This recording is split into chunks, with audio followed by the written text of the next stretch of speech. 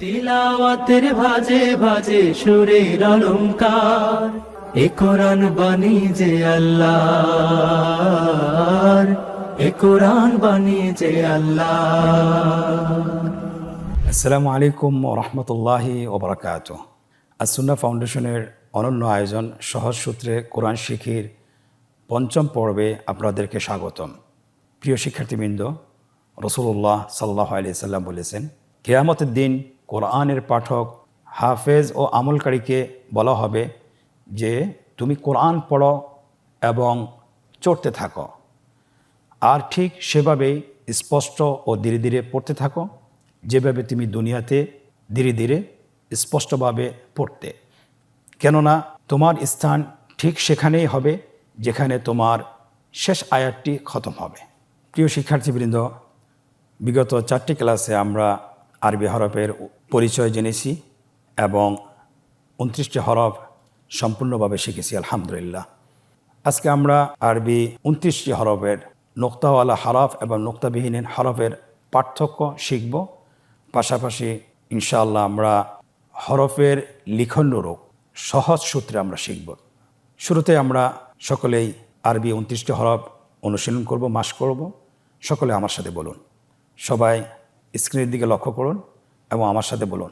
আলিফ, বা, তা, সা, জিম, হা, খ, দাল, ذال راء زاء سين شين صاد ضاد طاء ظاء عين غين فاء قاف كاف لام ميم نون واو হা হামজা ইয়া। মাশাআল্লাহ, আলহামদুলিল্লাহ। আজকে আমরা নতুন করে নোক্তাওয়ালা হরফ এবং নোক্তাবিহীন হরফের পার্থক্য জানব এবং এর পাশাপাশি আরবি 29টি হরফের লিখন রূপ 6টি সূত্রের মাধ্যমে শিখব ইনশাআল্লাহ। আল্লাহ সুবহানাহু ওয়া তাআলা তৌফিক কামনা করছি। প্রিয় শিক্ষার্থীবৃন্দ, আপনারা বলুন তো দেখি, নোক্তাওয়ালা হরফ কয়টি? নোক্তাওয়ালা হরফ 15টি। কয়টি? 15টি। তাহলে বলুন তো দেখি, এক নোক্তাওয়ালা হরফ কয়টি? এক নোক্তাওয়ালা হরফ হলো 10টি। কি কি? আমার সাথে একবার অনুশীলন করুন। আপনারা হাতে গণনা করতে পারেন। বা, জিম, খ, দাল, জা, ضاد ظاء غين ফা, নুন। আলহামদুলিল্লাহ, আমরা এক নোক্তা হরফ 10টি হরফ শিখেছি এবং জেনেছি। এখন আমরা জানবো যে 2 নোক্তাওয়ালা হরফ কয়টি? 2 নোক্তাওয়ালা হরফ মাত্র 3টি। আপনারা আমার সাথে বলুন। তা, কফ, ইয়া। আলহামদুলিল্লাহ। এখন লাস্ট প্রকার 3 নোক্তাওয়ালা। 3 নোক্তাওয়ালা হরফ কয়টি? মাত্র 2টি। কি কি? আমার সাথে বলুন। সা, শিন। এখন আমরা নোক্তাবিহীন হরফগুলো জানবো এবং শিখব। আপনারা আমার সাথে বলুন, স্ক্রিনের দিকে লক্ষ্য করুন। নোক্তাবিহীন হরফ হলো 14টি। নোক্তাবিহীন হরফ কয়টি? 14টি। সকলে আমার সাথে বলুন। আলিফ, হা, দাল, রা, সিন, صاد طاء عين كاف لام ميم واو হা হামজা। আলহামদুলিল্লাহ, আমরা মোট 14টি হরফ নোক্তাবিহীন শিখেছি। প্রিয় মুসলিম ভাই বোনেরা, এখন আমরা শিখব আরবি হরফের লিখন রূপ। কত সহজে আমরা আরবি হরফগুলো লিখতে পারি, অর্থাৎ কয়টি সূত্র শিখলে আমরা সহজে আরবি হরফগুলো লিখতে পারবো। আপনারা স্ক্রিনের দিকে লক্ষ্য করুন। প্রথমে আমরা আলিফ আকৃতিটা আমরা লিখব বোর্ডে। মোট আলিফ 5টি জায়গায় লিখব। আপনারা দেখুন, আলিফ 5টি জায়গায় লেখা হয়েছে। প্রথমটি আলিফ, দ্বিতীয় আলিফে দেখেন শুধুমাত্র আমরা এটাকে মিম বানাবো। কিভাবে বানাবো? মিমের প্রথম অংশটা আমরা সংযুক্ত করে দেব, তাহলে মিম হয়ে যাবে। এরপরে দ্বিতীয় আলিফে আসুন, সেখানে আমাদেরকে ত বানাইতে হবে। তয়ের যে গোলাকৃতি বৃত্ত আছে সেটা আমরা জাস্ট এখানে যুক্ত করে দেব। দেখুন ত হয়ে গিয়েছে। তয়ের উপর একটা নোক্তা দিয়ে দিলে সেটা দ হয়ে যাচ্ছে। এরপরে পঞ্চম যেটি লাম, লাম আমরা কিভাবে লিখব? আলিফ দেওয়া আছে, জাস্ট নিচের থেকে গোলাকার করে উপরের দিকে আমরা রেখা টেনে নিয়ে আসবো, তাহলে লাম হয়ে গেল।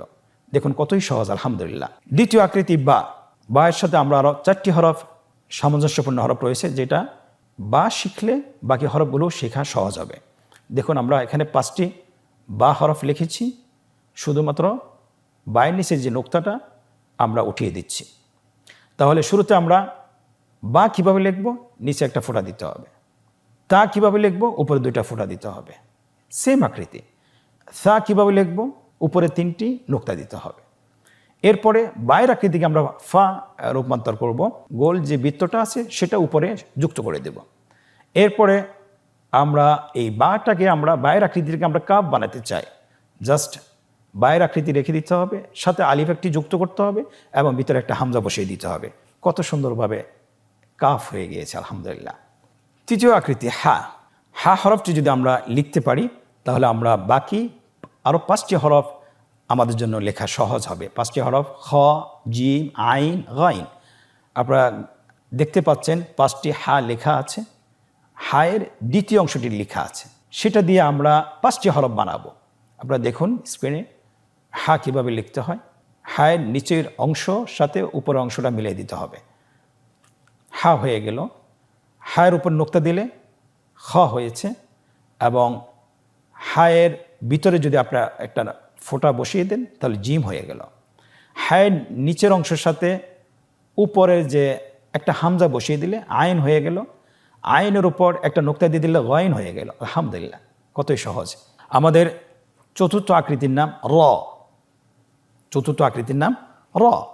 আমরা যদি র হরফটি লেখা সুন্দরভাবে লিখতে পারি তাহলে আমরা বাকি যে 4টি হরফ আছে সেটাও আমরা সহজে লিখতে পারবো। আপনারা স্ক্রিনে লক্ষ্য করুন, আমরা 5টি জায়গায় 5টি ঘরে র লিখেছি। রটা লেখা সহজ। যা কিভাবে লিখব? রয়ের উপর একটি ফোঁটা বসিয়ে দিন, যা হয়ে গেল। এবং রয়ের মাথা একটি গোলাকার অথবা গোল বৃত্ত সংযুক্ত করে দিন, দেখুন ওয়াও হয়ে গেল। এবং রয়ের উপরের অংশটিকে নিচের দিকে ঝুঁকে দেন, দাল হয়ে গেল। এবং পরবর্তী লাস্ট অক্ষর, শেষ অক্ষর, সেটার উপর একটা ফোঁটা বসিয়ে দেন, তাহলে দাল হয়ে গেল, আলহামদুলিল্লাহ। কতই সহজ। আরবি হরফের লিখন রূপের 5ম আকৃতির নাম সিন। দেখুন এখানে মোট 7টি অক্ষর আছে। এই সিনের দ্বিতীয় অংশ কিন্তু প্রত্যেকটি হরফের সাথেই সংযুক্ত রয়েছে। তাহলে সিনের যদি দ্বিতীয় অংশটা আমরা শিখতে পারি, বাকি হরফগুলো আমরা সহজে শিখতে পারবো। এখানে দেখুন সিনের দ্বিতীয় অংশটি লেখা আছে 7টি ঘরে। আমরা সিনের দ্বিতীয় অংশের সাথে জাস্ট 3টা দাঁত যদি সংযুক্ত করি, আমরা জানি যে এটা সিন হয়ে যায়। কিভাবে সিন বানাতে হবে? দেখুন সিনের উপর 3টা ফোঁটা দিলেই সিন হয়ে গেল। এরপর আমরা সদ কিভাবে বানাবো? সিনের দ্বিতীয় অংশের সাথে শুধুমাত্র ডান পাশে গোল বৃত্ত সংযুক্ত করে দিলে সদ হয়ে যাবে। এরপরে সদকে আমরা কিভাবে দদ বানাবো? দেখুন সদের উপর একটা ফোঁটা বসিয়ে দিলে দদ হয়ে যাবে। এরপর আমরা সিনের যে দ্বিতীয় অংশটি আছে, দ্বিতীয় অংশটির মাঝখানে একটি ফোঁটা বসিয়ে দিলে সেটা নুন হয়ে যাবে। এরপরে সিনের যে দ্বিতীয় অংশটি আছে সেটার উপরি অংশতে আমরা গোল বৃত্ত বসিয়ে এবং সেটার উপর 2টি ফোঁটা বসায় দেব, তাহলে কফ হয়ে যাবে। এরপরে বাকি আছে হা। সিনের দ্বিতীয় অংশটিকে জাস্ট একটু গোল করে আমরা লিখতে হবে। গোল করে আমরা যদি গোল করে একটু লিখি এবং 2 অংশটাকে যদি আমরা জোড়া লাগিয়ে দিই তাহলে হা হয়ে যাবে। দেখুন আলহামদুলিল্লাহ কত সুন্দরভাবে সহজে হরফগুলো লেখা হয়ে গিয়েছে। আরবি হরফের আকৃতির শেষ আকৃতি, সেটার নাম হলো হামজা। আমরা যদি হামজা শিখতে পারি তাহলে আমরা ইয়াটাও শিখতে পারবো। হামজা লেখা খুবই সহজ, দেখুন স্ক্রিনে হামজা কীভাবে লিখতে হয়। আমরা বাংলা যেরকম 2 লিখি, এটাকে যদি আমরা উল্টিয়ে দিই তাহলে হামজা হয়ে যায়। দেখুন, এরপরে হামজার সাথে সামঞ্জস্যপূর্ণ হরফটি হলো ইয়া। ইয়াটা কীভাবে লিখব? হামজাকে ঠিক রেখে শুধু হামজার নিচের অংশটাকে একটু গোল করে উপরের দিকে টেনে নিয়ে আসব, তাহলে আমাদের ইয়া হয়ে যাবে। আলহামদুলিল্লাহ। তাহলে আরবি হরফের যে 6টি আকৃতি আছে, আমরা যদি 6টি আকৃতি যদি আত্মস্থ করতে পারি এবং যদি সুন্দরভাবে যদি লিখতে পারি, তাহলে বাকি হরফগুলো আমরা সহজেই লিখতে পারবো। আশা করি বুঝতে পেরেছেন। প্রিয় মুসলিম ভাই ও বোনেরা, আমরা এখন একটি আনন্দদায়ক পর্ব শুরু করব। সেটা হলো, আমরা এতক্ষণ যা পড়েছি সেটা আমরা নিজেদেরকে যাচাই করব যে আমরা আসলে কতটুকু শিখেছি। এখন আমরা অনুশীলন শুরু করব, 5ম নম্বর অনুশীলন। এই অনুশীলনে মোট 4টি পর্ব রয়েছে। প্রথম পর্বে বলা হয়েছে নিম্নোক্ত হরফগুলো ধারাবাহিকভাবে পড়ুন এবং অনুপস্থিত হরফগুলো লিখুন। আপনারা স্ক্রিনের দিকে লক্ষ্য করুন, এখানে অনেকগুলো হরফ অনুপস্থিত আছে। আমরা ধারাবাহিকভাবে বলবো, যে হরফগুলো অনুপস্থিত আছে সেটা আমরা সাথে সাথে লিখে ফেলব। এখন আপনারা আমার সাথে বলুন, আলিফ, বা। প্রিয় উপস্থিতি, তৃতীয় হরফটিও অনুপস্থিত। এখানে কি হবে? আমরা সকলেই জানি হরফটির নাম তা। এর পরবর্তী অক্ষরটি আমরা বলি সা। পরবর্তী অক্ষরটি জিম। জিমের পরে অক্ষরটি অনুপস্থিত। পরবর্তী অক্ষরটি হলো হ্যাঁ। পরবর্তী অক্ষরটি আমার সাথে বলুন, হ। পরবর্তী অক্ষরটির নাম দাল। পরবর্তী অক্ষরটি অনুপস্থিত, তাহলে এখানে বসবে দাল। পরবর্তী অক্ষরটি আমার সাথে বলুন, র। জা। আপনারা স্ক্রিনে দেখতে পাচ্ছেন পরবর্তী অক্ষরটি অনুপস্থিত। তাহলে জায়ের পরের অক্ষরটি কি হবে? সিন। সিন এবং শিন দুটি দেখতে একই রকম, শুধুমাত্র নোক্তার পার্থক্য রয়েছে। তাহলে শিন যেহেতু লেখা আছে, আপনি শিনের মতো একটি হরফ লিখুন এবং নোক্তাবিহীন লিখুন, তাহলে সিন হয়ে যাবে। সিন, শিন। শিনের পরবর্তী হরফটি কি হবে? صاد ضاد ط। আমরা স্ক্রিনে দেখতে পাচ্ছি ত এর পরবর্তী অক্ষরটি অনুপস্থিত। ত এর পরবর্তী অক্ষরটি কি হবে? আপনারা সবাই জানেন, বলুন, লিখুন এবং বলুন, য, আইন, গইন। আমরা এখানেও দেখতে পাচ্ছি পরবর্তী অক্ষরটি অনুপস্থিত। গইনের পরবর্তী অক্ষরটি কি? আপনারা সবাই জানেন, ফা, কফ, ক্যাফ। কাফের পরবর্তী অক্ষরটাও অনুপস্থিত। তাহলে অক্ষরটা কি হবে? আমরা জানি অক্ষরটি হবে লাম, মিম। এখানে আমরা দেখতে পাচ্ছি মিমের পরবর্তী অক্ষরটিও অনুপস্থিত। তাহলে মিমের পরবর্তী অক্ষরটি কি হবে? নুন, ওয়াও, হ্যাঁ। আমরা দেখতে পাচ্ছি স্ক্রিনে হায়ের পরবর্তী অক্ষরটি অনুপস্থিত। তাহলে হায়ের পরবর্তী অক্ষরটি কি হবে? হামজা। এবং শেষের অক্ষরটি হলো ইয়া। আলহামদুলিল্লাহ, আমরা আজকের অনুশীলনের প্রথম পর্বটি শেষ করেছি।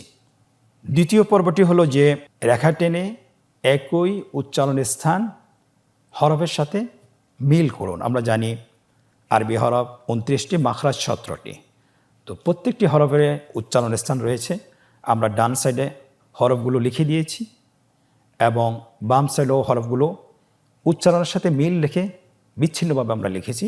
আপনাকে যেটা করতে হবে, একই উচ্চারণের অক্ষরের সাথে হরফগুলো মিল করতে হবে। শুরুতে রয়েছে দ। স্ক্রিনের দিকে তাকান। দয়ের সাথে কিসের মিল আছে উচ্চারণের ক্ষেত্রে? দয়ের সাথে মিল রয়েছে সা। দেখুন, রেখা টানা হয়েছে। গয়নের সাথে কোন হরফটি উচ্চারণ স্থানের মিল আছে? গয়নের সাথে মিল রয়েছে খ। রেখা টেনে মিল করা হচ্ছে।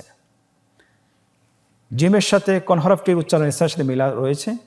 জিমের সাথে মিল রয়েছে শিনের। জিমকে শিনের সাথে রেখা টেনে মিল করে দেন। পরবর্তী অক্ষরটি হলো যা। জায়ের সাথে কোন হরফটির উচ্চারণ স্থানের সাথে মিল রয়েছে? জায়ের সাথে মিল রয়েছে সদ। তাহলে আপনি জাকে সদের সাথে রেখা টেনে মিল করুন।